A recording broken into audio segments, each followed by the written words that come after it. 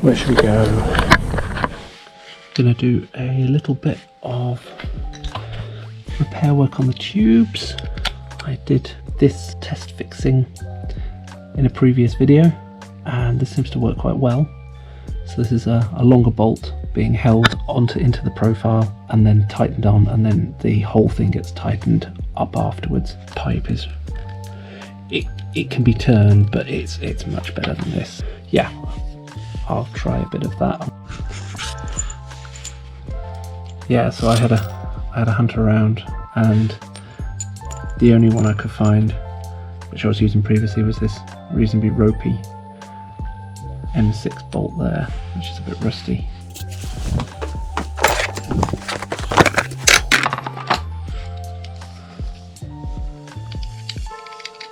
What's that? That's a... yeah. 40mm M6, and that should be a very, very common length of bolt, but I don't seem to have any, so the closest I could find were these ones here, which have a smaller Allen key head, which is a bit annoying, but they look to be 45 or so. I might need to add an extra nut somewhere into there, but luckily I have some of those.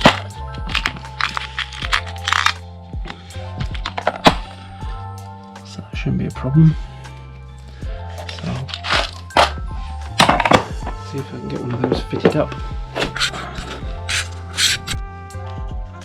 So yeah, we got a little bit longer, but I think that's not such a bad idea because that gives the tube a little bit more gap between the profile, which probably puts this wheel a little bit more centralised, which, you know, as it's free floating, that's probably can't be such a bad idea.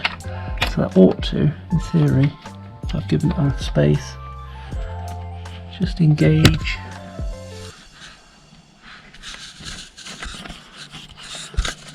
And turn, focus.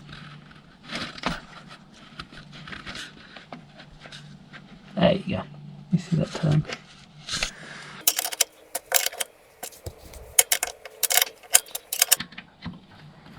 That is actually quite good because I can then use one bolt to squeeze against the profile, make that super tight.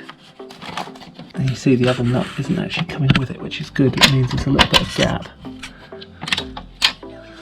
And that means that you can tighten this nut up against the clamp.